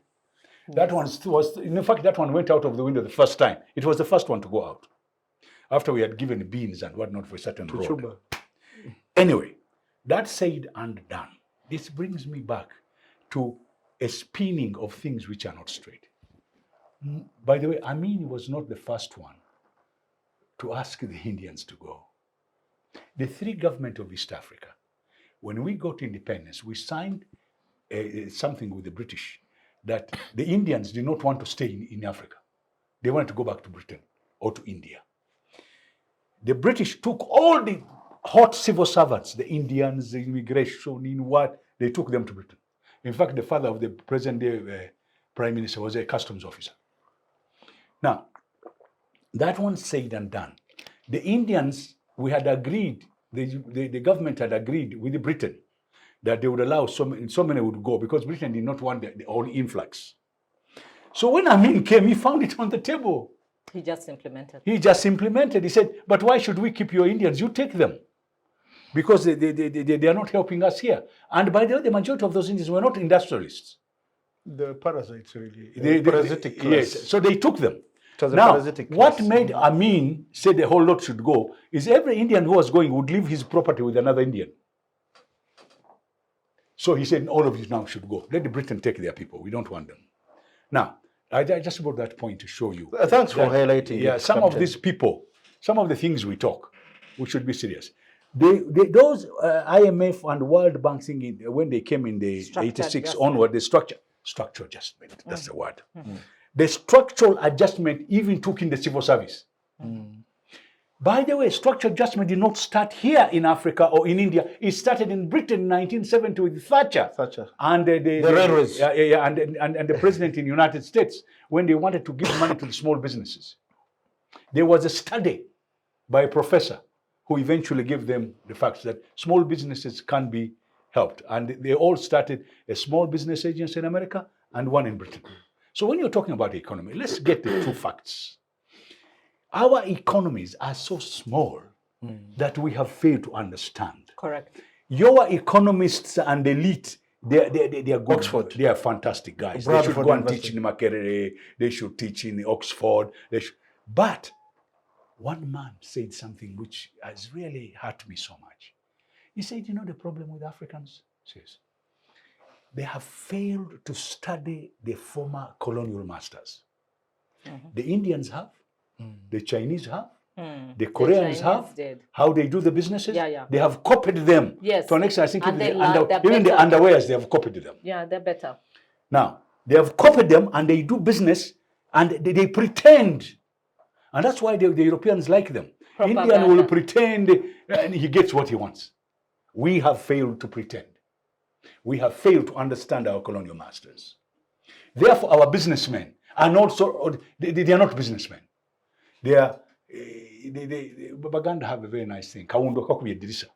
You know, by luck, you become a businessman because you have nothing to do. Now, the structural adjustment forced a few former civil servants to go into business. And they started small companies. I don't want to name names, but I'll give you a company a friend of mine started. He had been thrown out and he started a Forex bureau. But he was operating it as if it was a bank. Whilst the Indian was running around looking for money to run his Forex bureau, for him, he was sitting there in a chair in a tie and a jacket. Business ethics in this country needs to be reviewed. A lot of our elite are not in business. They talk about it.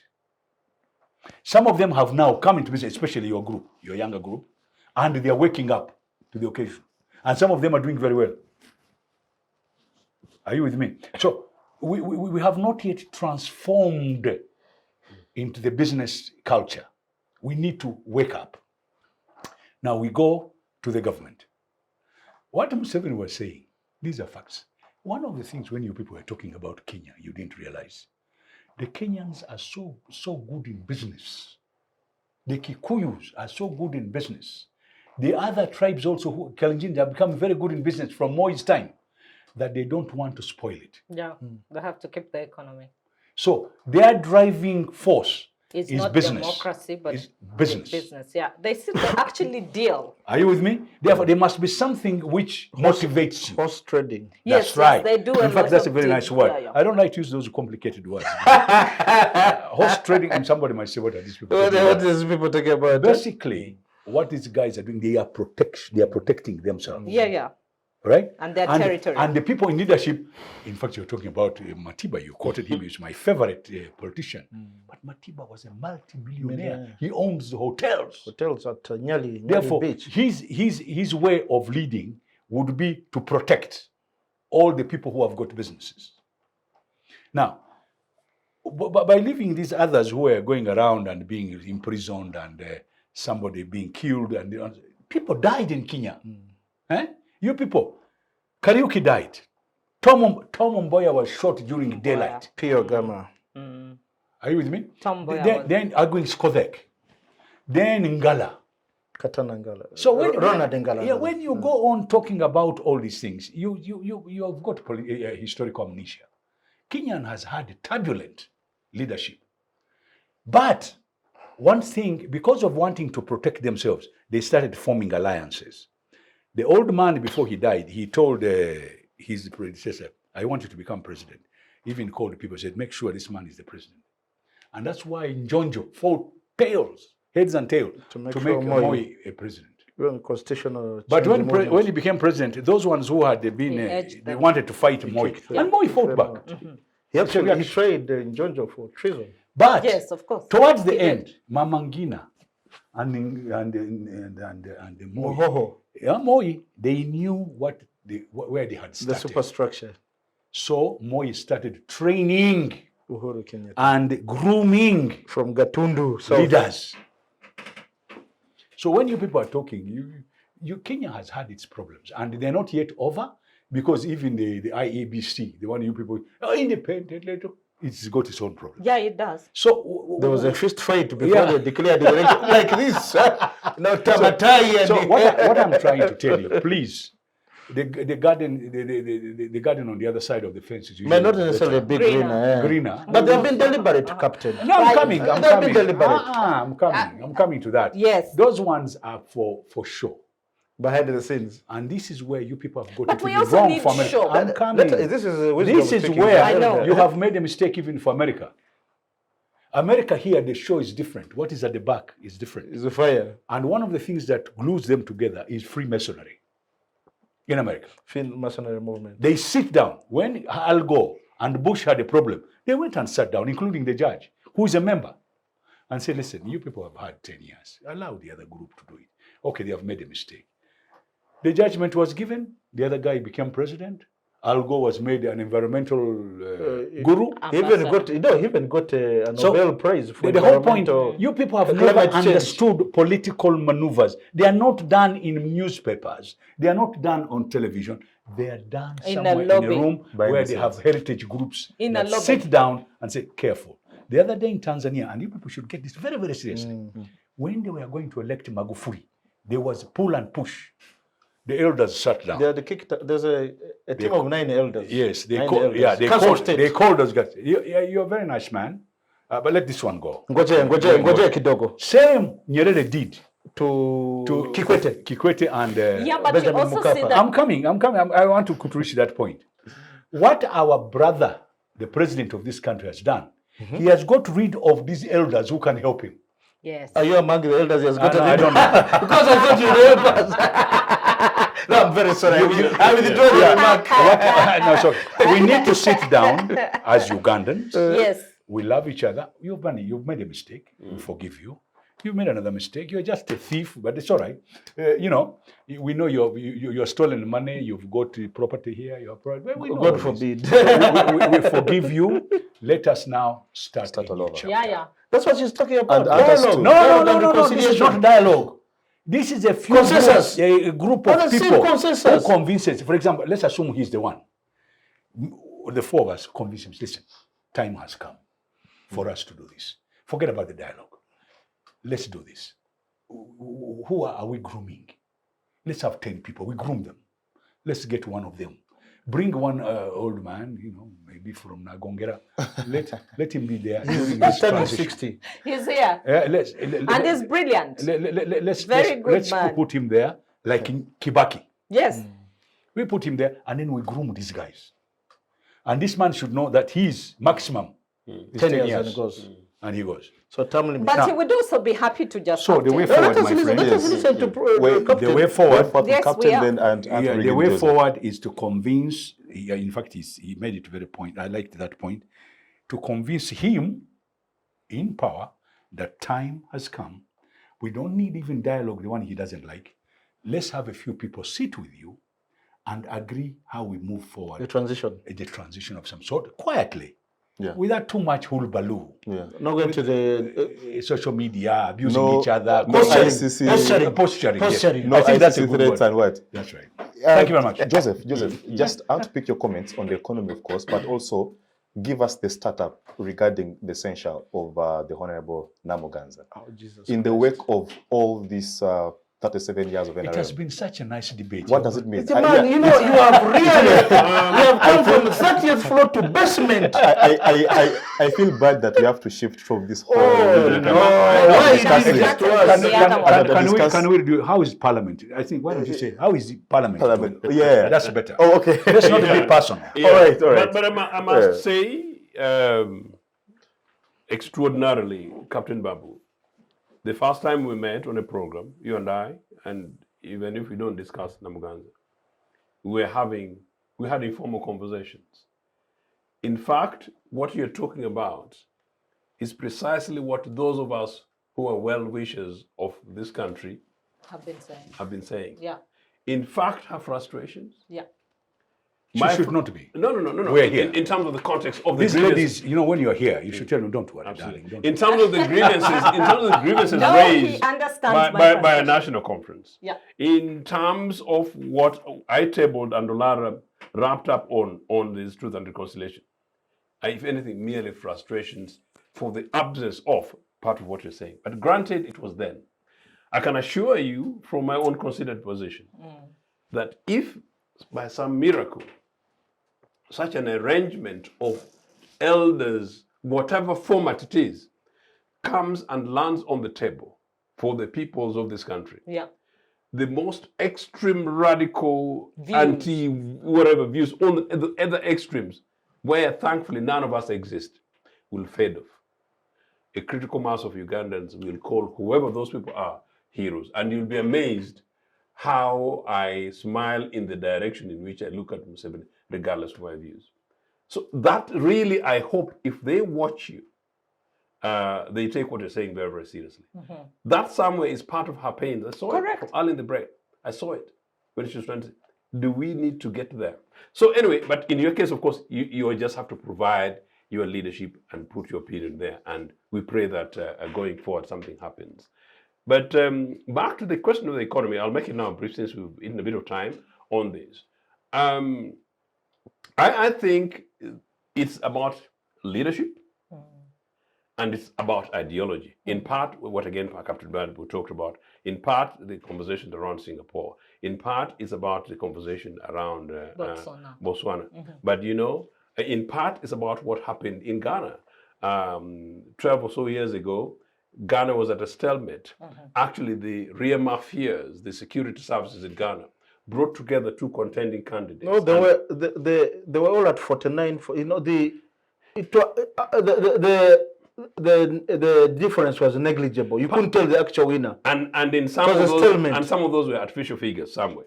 Well, so, but to make the point, they said the opposition rigged against the no, but whatever the point, Edgar making this point that security services was privileged to be told by one. You spoke on BBC on Al Jazeera about it, I remember. Yes. Although you scattered what you're going to say right now. Yeah, that one of the security guys who summoned the two contending parties. One was a governing party and the other was opposition party. You guys, the two of you, you know what happened. Yeah. You know who won. In your heart. We in the security services, we will stand for Ghana. Correct. You have to make a decision. Good. That was a critical moment, and since then, struggling whatever models, Ghana is in a new direction. Ayatollah. Thank you very much. That's Ayatollah, you see. And but he has a similar. There's a time he was discussing the Nigerian election. It was some scenes played up on camera. One grabbing a ballot box and running away. And there had been pre-registration at the same time. The queues got very sorry. I'm sorry. I'm actually building on your point. I remember I later worked in Nigeria. I was doing a consultancy there for an EU project, and I saw what actually Captain Babu helped me bring it in context and understand where Nigeria was coming from. Believe me, they've made tremendous progress. And what you're going to say, the consensus building. For instance, it's not written in the constitution that the president should come from this side and the vice president from that side. But they seem to have reached a consensus that this is the time for Northerners, this is the time for Southerners. Rotational. And and like you said, there are people behind the scenes. We could also have the Swiss model. Tanzania does. Where you have the committee. Joseph. And serve 2 years, another sure. I think you can see that's another topic. But that's neither here nor there. So, but that is critical for this country, and I wish such a thing would happen in this country, and I wish such a thing would happen so decisively that it would wake up this continent, because I'm privileged that I have these conversations both here and across various African capitals, as I insist that there is a huge leadership lacking in Africa. I think Mr. Museveni might say that, Ochieno is saying that because it's not only me, because it's actually true that we have challenges elsewhere in Africa, and we need to resolve it as peoples of African descent, indeed as a continent, as a peoples. So that would be great, but let's pray about it. So back to the question of the economics.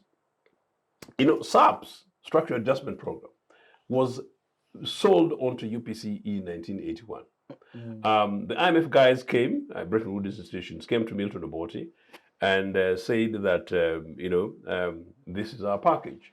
But we had the leadership, Milton Obote, he took finance deliberately. We can discuss the details about another time.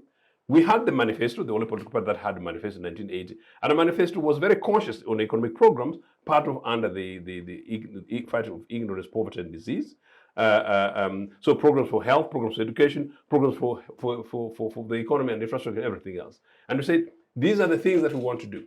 These are the things that we had started in the 60s that we did successfully. These are things that went wrong. These are the things that have happened under me, and these are the setbacks we've had. This is the state of our industries, this is industrial sector, education sector, health sector. This is where we are, where we want to go on a 10-year program, 81 to 91. This is what we can afford through our taxes. This is what we can afford, maybe through grants. This is what we can afford through, growth. These are the areas where we can be assisted. And what I said, no, it will work in that. In other words, it is SAPs on our terms. Yeah. SAPs on our terms based on our indigenous programs, including consideration of some of the things that Edgar was talking about, was about oil and various kind of things. As a matter of interest, I don't know who was talking about the fabrics, cotton industry. He did. I continuously say that within 8 years, we're able to produce fabrics that are sold to where I buy the shirt. My shirt is Marks and Spencer's, and CA in the UK. So we did produce these things here, starting with cotton in Agongera. The lorries roaring off the hill to go to take them to the cotton ginnery, the oil producing thing in Agongera factory, and African textile mill in Bale or Nitel in Jinja. All these things have happened. One of the reasons that I stick around some of the historical things is to say that, look, this country is possible because this country has been. There's some of the things that have happened in this country where your generation think is impossible. And for that reason, we settle not only for less, but we settle for extremes of danger, meaning that we give absolutely no hope and possibilities for our future. And that's the question of economics. The cooperative bank, the Uganda Commercial Bank. When I returned, on the time I had a certain minister, I think the now Minister of Finance was then Minister of State for Industry. I had a program on UPC, and the guy turned out abusing me on UPC programs. It was no, somebody else. Myself, him, and the then head of the Kenya Commercial Bank. I was trying to talk about how could you kill Uganda Commercial Bank? And I'm now sitting in a panel with the head of Kenya Commercial Bank, ripping Uganda and the cost of business. Not Uganda only, the whole region. Price of money. KCB is entering DRC. Governments borrow money. Is going to Burundi this year. Governments borrow money at 1%. I for argument's sake, and you sell this money. Equity. Yes. It is Dr. Mwangi. Okay, guys, let me make this point. I think I remember the board member is actually. So let me make this point, Captain Babu comes in. Before you can actually give way. Meaning they call it yield in parliamentary systems. Governments borrow money at 1%. Yeah, they've got access to money, cost of money, 1% globally. Into commercial banks. I mean, in central banks. At what percentage did you lend to commercial banks for them to make a profit? Arguably, possibly 2%, even if you needed 0.5%. Huge amount of profit. That's true. At 2.5% for argument's sake, Centenary Bank for argument's sake, takes money, buys it at 3.5%. What justification have you got to sell that money to rural farmers at 18%? Yeah, the administrative costs. It's now 24%. The administrative costs, does it take that? And remember, business executives carry. You're business executives have to be rewarded with very for me, Joseph, I think I just wanted to chip in there and say, actually, that is what explains the hopelessness that is written all over the face of Ugandans, even after 37 years of the Are we hopeless or we have less hope? The hopelessness. People have given up and they think, what can I do in these circumstances? I have tried so hard. They've not given up. They've just thrown their hands up in the air. I have tried so hard. I have been in the gardens. I have gone to get a bank loan and I'm being asked to pay back at a rate of 24%. I've worked from morning. People wake up and they hustle. They actually hustle, Edgar. People wake up at 6, at 4, and try out different things. I live in this country. Sometimes you feel like you live in utopia. Like this thing. I wanted to give you a point. Yeah. And I want you to listen to this very carefully. President Nyerere, during liberalization and privatization, came out and said, He made a mistake. Yeah. And he said, I sometimes laugh at you Africans. What privatization have you got here? What are you privatizing? Even your bank, the National Bank. Do you think that bank can go to New York and open a branch? Never. Or London? So privatization, liberalization should have been taken with a pinch of salt. Precisely. And the Kenyans took it with a pinch of salt. Luckily at that time, Moi had refused to borrow from the World Bank so that and IMF. Indigenous. That capital. gave him a little bit, because now the local people went into banking. And yet Kenya was a slightly much more advanced capitalist state than Uganda, as it were. And what is interesting, I I told you earlier on that the Kenyans have actually managed to enter business. And therefore, that is their political arm. Tool It is. to unite. The tribalism will die eventually if this business gets on. Keeps on. I wanted also to tell you, including myself, we refused the UCB to be privatized. Yes. But the World Bank had tied their money to privatization. divesting ownership That's right. in the And- finance sector and closing indigenous banks. That's the time when they gave Kakira and this $200 million each as a loan. $500 million in total. That was Vinod. She was an investment bank at Now- the time. What's her name? You said your name. What I'm Captain trying, Babu is laughing for She was an investment bank at that time. what I wanted to know, those PhD holders in the World Bank, Yes. who did their thesis in Yes. funny imaginations, we are bringing their imagination into these countries. Where we need Experimental tests. tests, they are experimental. Even laying off the civil service you're talking about, it was experimental. Everything was experimental. So when you sit down and the government says, look, our hands are down, we have nothing we can do. While Kenya says, no, we shall borrow. Yes. The Kenya debt is 70% now, not 54. Yours is 54. Tanzania is 39. Now- Kenya is above its ceiling now. It is 70%. Choking. No, but for them, they are doing business. They're doing business. Precisely. Yeah. Yes. It's You see, generated the more difference money. is having that debt, if you can, but the The debt US went, has got higher percentage. the debt went up because of the levy. Yes. Yeah. Standard gauge rate. Yes. So, as far as they are concerned, the Kenyans are working hard to pay back this money. Now, their tax base alone Is widening. is enough to run the government. run the So the loans they get are small Concessional. compared to the amount of money they have in the kitty to be able to pay the loan. So when you sit here, this Uganda government, all of you are very nice people. I like all Ugandans, but you people do not know international business. That's true. All of you. That's true. You talk too much. You don't go subterranean under those. We make too many assumptions. You make too many assumptions. That's true. No, even we don't go to conclude business deals. Now, the other day when the business president, delegations when the president went to the Not Emirates, local. I was very happy. This time there were many more. The first thing I businessmen. wanted was to hear about Uganda Airline and Emirates, how Emirates was started by Irishmen, a management team from Ireland, who are still there. Today, they started with 2 airplanes, 737s. 737s. Today, they have 120 Airbus 380, 25 777 long range, then 6 777 medium and long range, and then they have 10 cargo airplanes.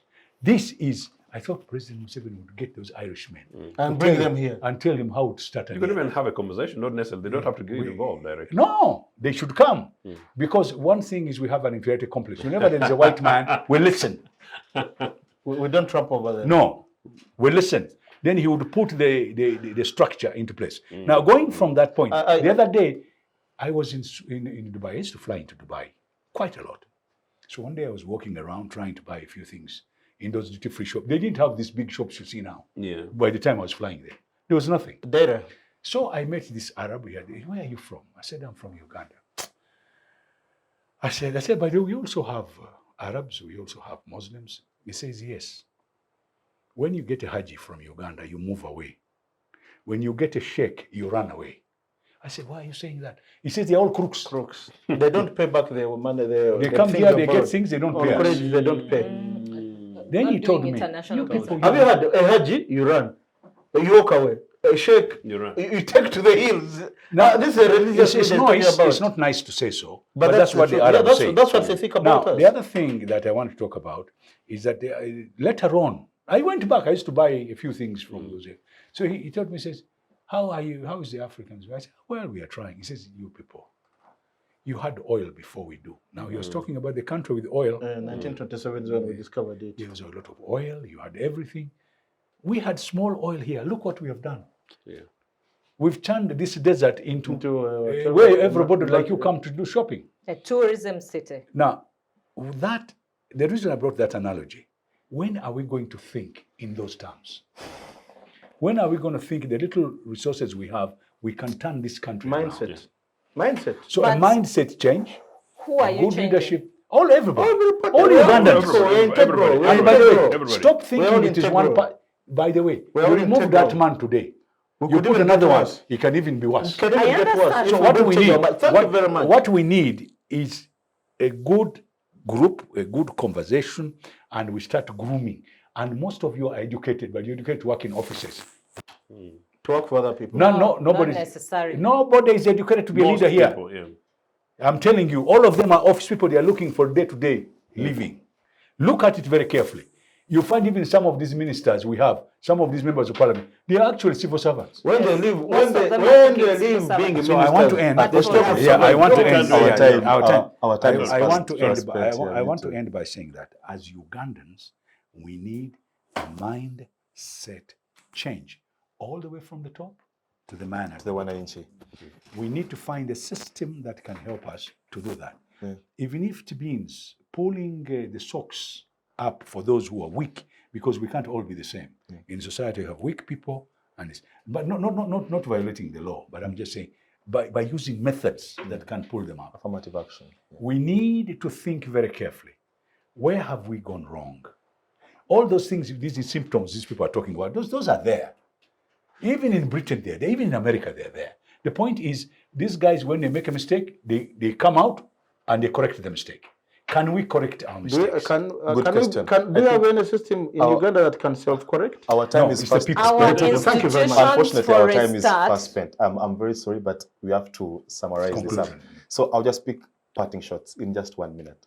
Joseph, as I come towards Captain. Okay, then I'll just round it up in this. That look on the economy, as I said, it requires leadership. I was giving examples, and I was also simply going to conclude very quickly a very good example. Yeah. That UPC founded Busitema National Agricultural College. Every time I'm driving home, I feel very sad that it went to bushes and now turned it into an ordinary university, but it was in a national agricultural college because there's an agricultural college. It was deliberate, so I can go on there, the cooperative movements and many of these things, and I saw some of the things that happened, but because of time, I will not go there. But the quick thing I want to say is the question of security.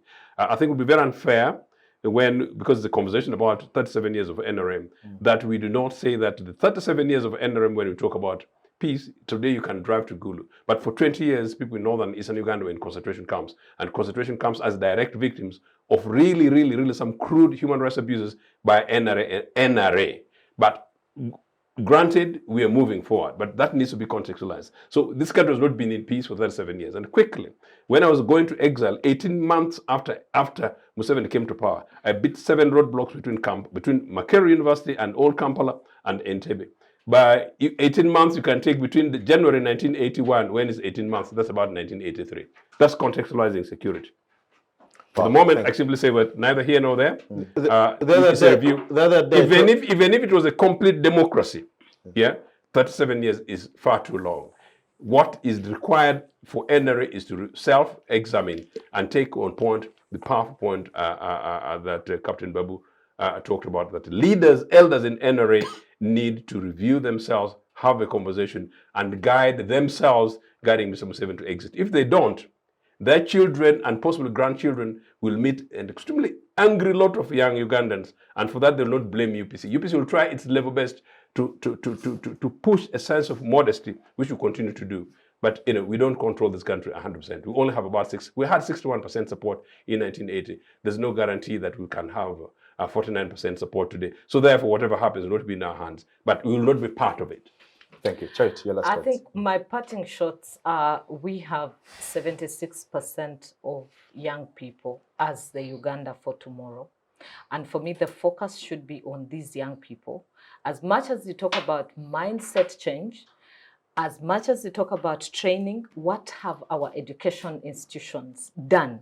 What kind of education are we having? We still have a lot of cramology.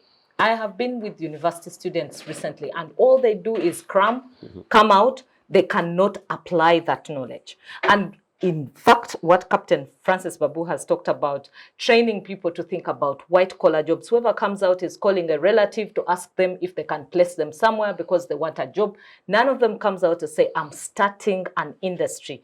Innovation. That is where the focus should be. We should focus, and I think for the 37 years, had the focus been on young people and how to help them innovate, provide the information for them, we would be in a very different set of thinking.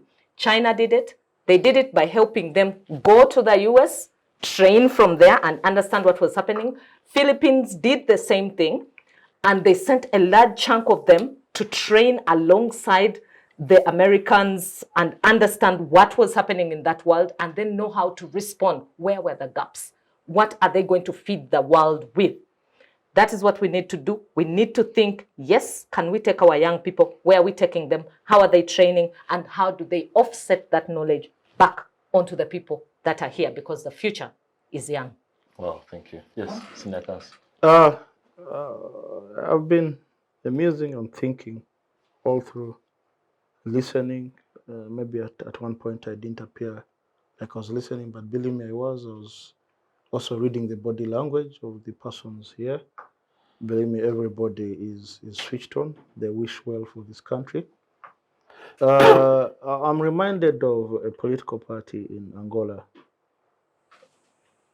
a Union for the National Total Independence of Angola. You need a total independence of Angola. I would like to conclude by saying that also in 1986 on this day, the NRM government scored a victory and captured state power.